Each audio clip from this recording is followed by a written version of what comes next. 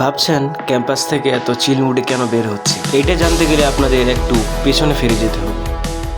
মায়ের হাতের সেই সেমাই আমরা প্রতিবারে মিস করি, কিন্তু এবার আমরা চেষ্টা করেছি নিজেই এটা তৈরি করার।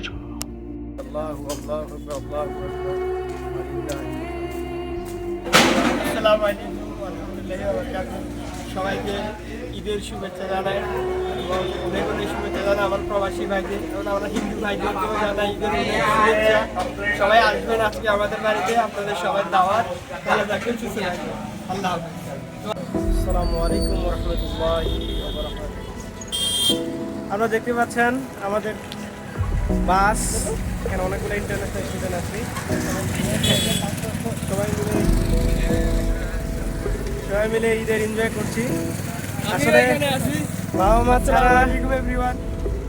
মা ছাড়া ঈদ করাটা কত কঠিন। আসলে বন্ধু বান্ধবের সাথে ঈদ করাটা আরেকটু মজাদার, মানে আরেকটু সহজ।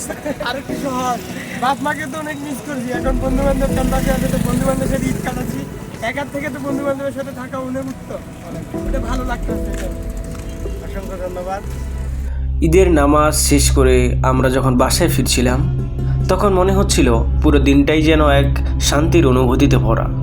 চারপাশে সবাই হাসি খুশি, নতুন কাপড়, পরিচিত মানুষদের সঙ্গে দেখা, সব মিলিয়ে এক অন্যরকম ভাইব। বাসের জানালা দিয়ে বাইরে তাকিয়ে মনে হচ্ছিল এই ছোট্ট ছোট্ট মুহূর্তগুলোই আসলে ঈদকে এত স্পেশাল করে তোলে। ক্লান্তি ছিল, কিন্তু তার থেকেও বেশি ছিল একটা তৃপ্তি আর আনন্দের অনুভূতি। ক্যাম্পাসে ফিরে এসেই যেন মনে হলো ক্যাম্পাসকে ফিরে পেয়েছি নতুন রূপে।